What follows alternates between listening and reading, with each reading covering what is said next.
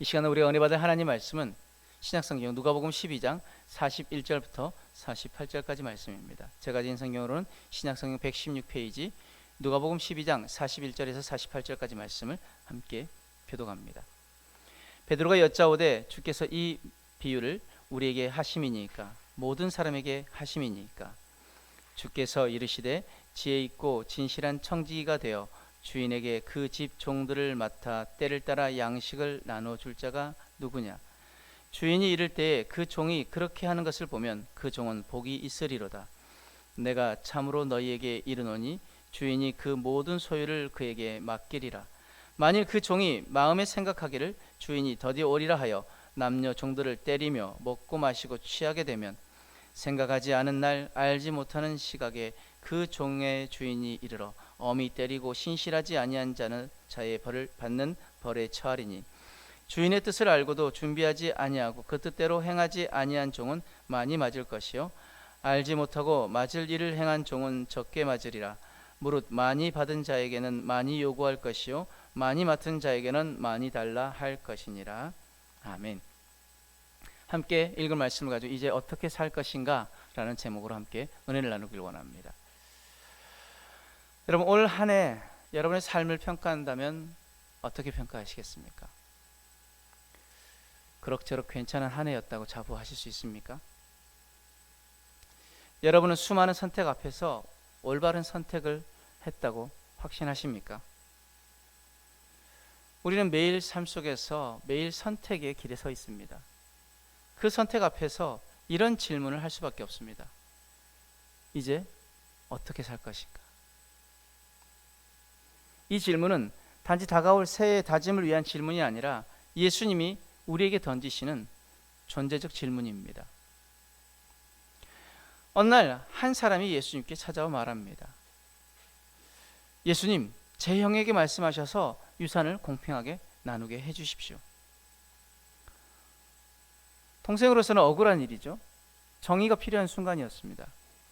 한마디만 해주시면 그의 인생의 최대의 고민이 해결될 문제였습니다. 그런데 예수님의 대답은 뜻밖이었습니다. 사람의 생명이 그 소유의 넉넉함에 있지 않다. 탐심은 물리쳐라. 아니, 지금 와서 예수님께 제 형에게 좀 말씀하셔서 유산을 좀 공평하게 나누어 달라고 좀 해주십시오. 그런데 예수님께서 말씀하시는 것은 탐심을 물리쳐라고 말씀하십니다.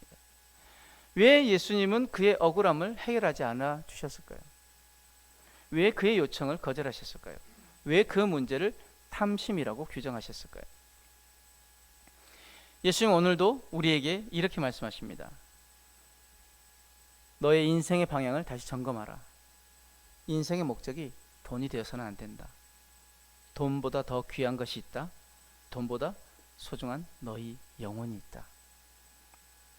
오늘 본문은 그렇다면 이제 우리는 어떻게 살아야 하는가라는 질문에 예수님은 세 가지의 가르침으로 답해 주십니다. 첫 번째 가르침은 어리석은 부자의 비유입니다. 예수님은 부자였던 동생에게 혹은 그를 동정하고 있던 사람들에게 말씀하십니다. 부자의 계획은 문제가 없었습니다. 그의 땅에 소출이 풍성했습니다. 창고를 더 크게 짓고 더 많이 저장하려고 했습니다. 지금 그가 한 일은 경제적으로 비난받을 일이 아닙니다. 그러나 문제는 그 마음에 있었습니다. 오늘 본문의 앞에 있는 19절의 말씀 보면은 부자가 이렇게 이야기합니다. 그 마음 가운데 열에 쓸 물건을 많이 쌓아두었으니 평안히 쉬고 먹고 마시고 즐거워하자. 그런데 여기서 부자는 결정적인 오해를 하고 있습니다. 부자의 어리석음은 무엇입니까? 그것은 많이 쌓아두면 영원히 평안할 것이라고 믿었다는 것입니다. 또 부자의 어리석음은 자기 생명의 주인이 하나님이라는 사실을 몰랐다는 것입니다. 하나님이 그 영혼을 부르시면 한순간에 모든 것을 놓고 가야 한다는 사실을 몰랐다는 것입니다. 그래서 하나님은 그 부자에게 이렇게 말씀하십니다. 20절에 어리석은 자여 오늘 밤에 내 영혼을 도로 찾으리니 그러면 내 준비한 것이 누구의 것이 되겠느냐? 예수님이 이 비유를 오늘 우리에게 말씀하십니다. 저와 여러분들이 가진 것, 이 모든 것은 잠시 우리에게 맡겨진 것일 뿐입니다. 우리의 영혼을 지켜줄 진정한 평안의 근원은 오직 하나님뿐입니다. 그런데 많은 사람들은, 세상의 사람들은 더 많이 가져야 내가 평안을 누릴 수 있다고, 더 많이 소유해야 내가 안전하다고 생각합니다. 아니요. 오늘 우리 주님 말씀하십니다. 오늘 밤에 내 영혼을 도로 찾는다면 네가 준비한 것이 누구의 것이 되겠느냐. 참 평안의 근원은 오직 하나님 한 분이라는 사실을 우리는 잊지 말아야 합니다. 두 번째 가르치심은 22절에 31절 말씀에 염려하지 말라고 가르치십니다. 이번에 제자들, 곧 대부분 가난했던 사람들에게 말씀하십니다.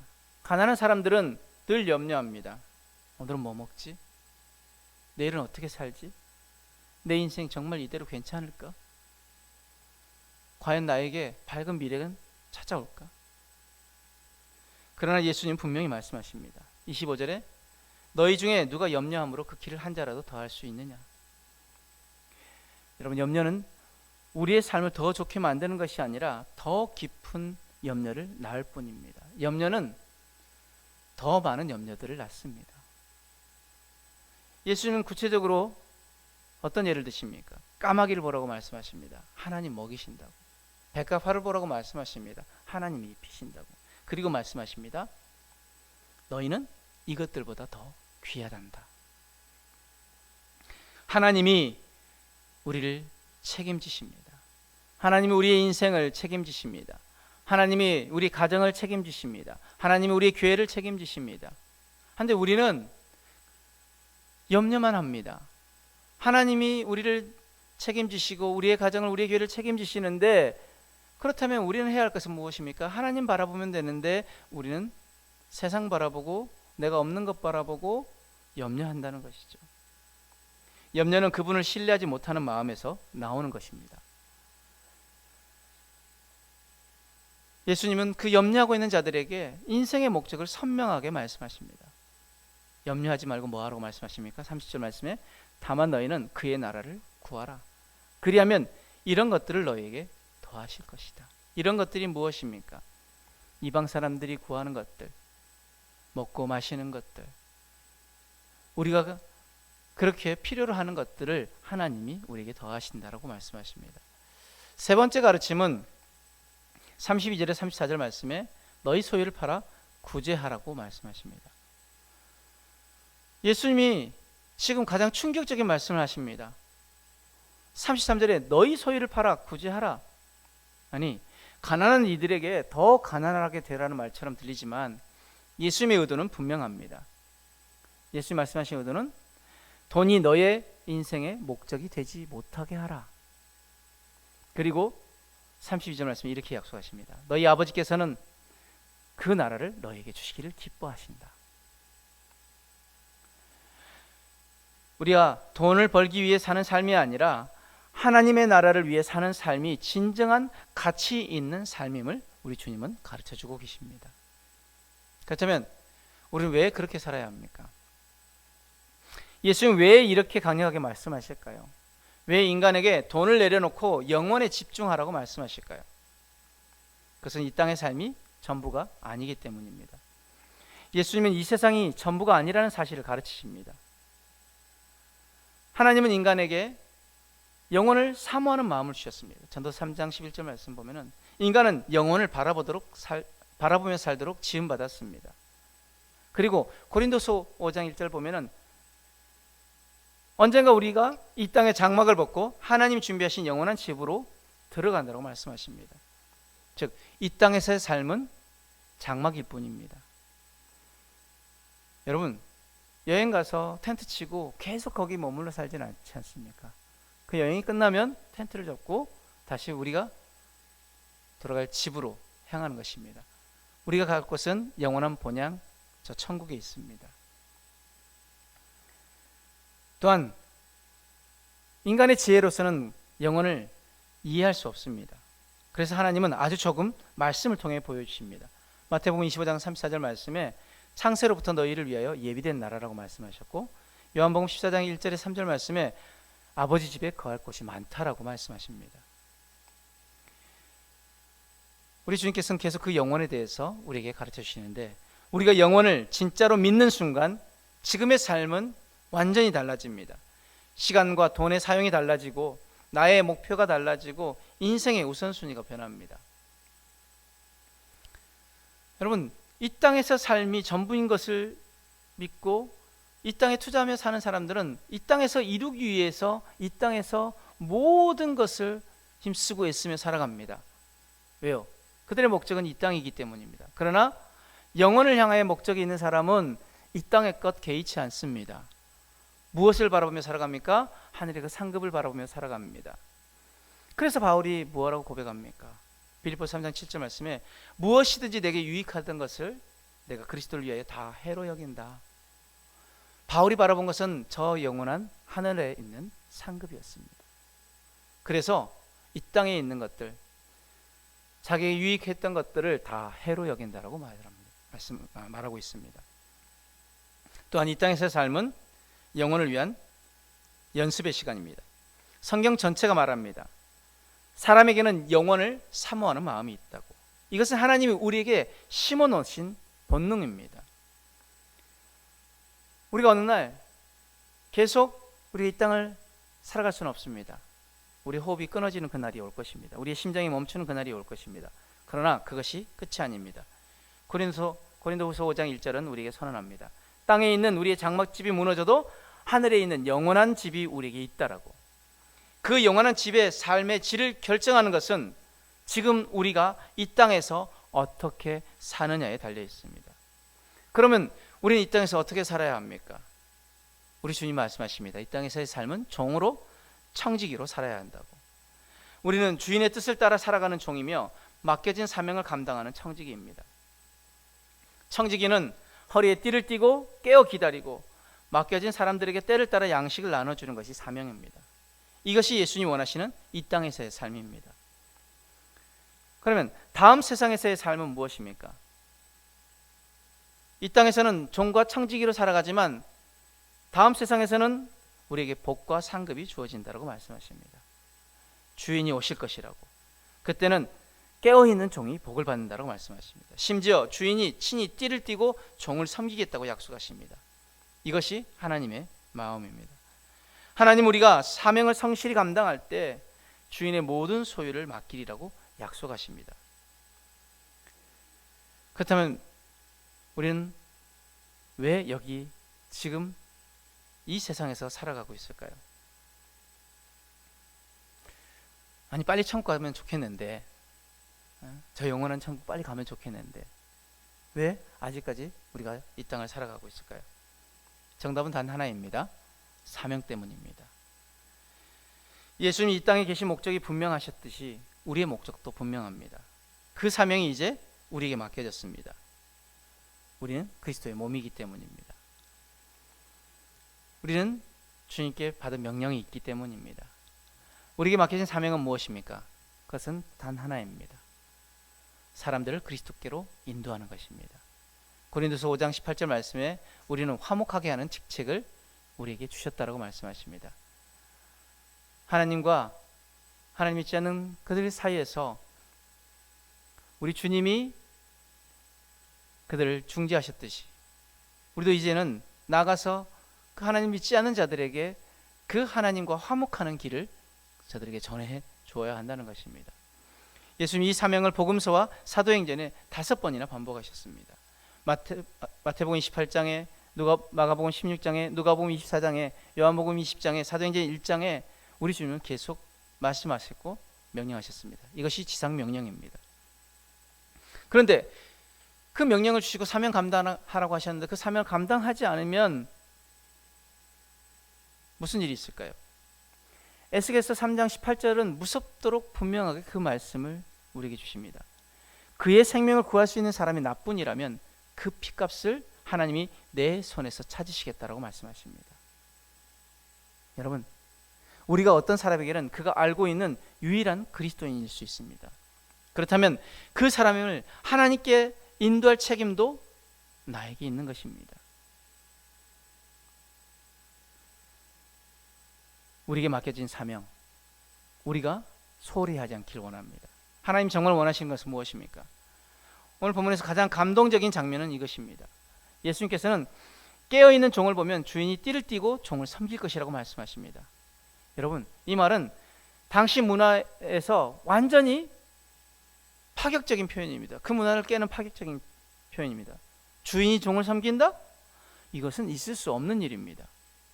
그러나 하나님은 이렇게 하신다고 하십니다. 왜냐하면 우리의 충성은 하나님의 감동을 불러오기 때문입니다. 그리고 하나님 우리에게 이렇게 말씀하십니다. 사랑하는 아들아, 사랑하는 딸아, 제발 사명을 감당해다오. 이것만은 해다오. 내가 이것을 위해서 이 땅 가운데 독생자를 보냈고, 내가 이것을 위해서 십자가에 못 박혀 죽었고, 내가 이것을 위해서 다시 부활했고, 내가 이것을 위해서 저 영원한 천국집을 예배하러 갔다. 내가 이것을 위해서 다시 올 것이다. 너희는 이 사명을 온전히 감당해 주기를 바란다. 이것이 하나님이 우리에게 말씀하시고 계시는 것입니다. 그렇다면 누가 이 일을 해야 할까요? 베드로가 묻습니다. 41절 말씀에 주님, 이 말씀은 우리에게 하시는 것입니까? 모든 사람에게 하시는 것입니까? 왜 이런 질문을 했을까요? 이 말씀이 너무 귀하고 너무 놀랍고 너무 엄청난 약속을 담고 있었기 때문입니다. 제자들에게만 하셔야 할 말씀인데 예수님은 대중에게도 이 말씀을 하고 계셨기 때문입니다. 왜입니까? 정답은 분명합니다. 이 말씀은 모든 시대 모든 성도에게 하시는 말씀이기 때문입니다. 제자들에게만 하신 말씀이 아니라 거기 있던 모든 사람들에게 하신 말씀이라면 오늘 이 말씀은, 그 사명은 목사들에게만, 선교사들에게만 주신 사명이 아니라 우리가 하나님 자녀된, 그리고 그리스도의 제자된 우리 모두가 받은 사명이고 또 행해야 할 사명이라는 것입니다. 오늘도 우리 주님 말씀하십니다. 사명 감당하는 삶을 살아라. 깨어있으라. 청지기로 살아라. 그렇다면 이제 어떻게 살 것인가?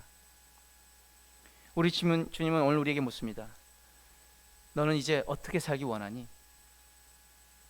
우리 인생이 돈이 목적이 되지 않는 인생, 영혼을 바라보는 인생, 사명을 붙드는 인생, 하나님 마음에 합한 인생을 살아야 할 줄 믿습니다. 윌리엄 제임스는 이렇게 말했습니다. 삶을 가장 잘 사용하는 방법은 삶보다 오래 남을 일에 사용되는 것이다. 여러분, 삶보다 오래 가는 것은 오직 하나님 나라입니다. 돈, 명예, 성취, 쾌락, 이것은 영원하지 못합니다. 그러나 단 한 사람이라도 내가 그를 하나님께 인도했다면 그것은 영원히 남습니다. 한 영혼이 천하보다 귀하다라고 말씀하셨기 때문입니다.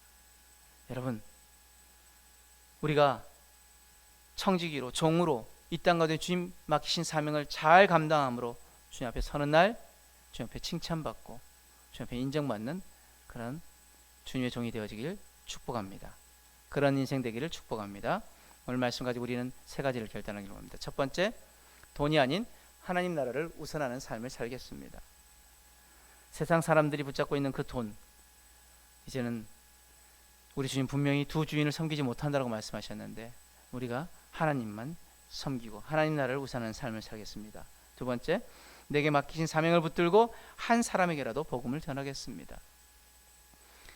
그 사람이 알고 있는 유일한 그리스도인이 나일 수 있기에 내가 그에게 복음 전하고 하나님과 화목하게 하는 그 일에 쓰임 받겠습니다.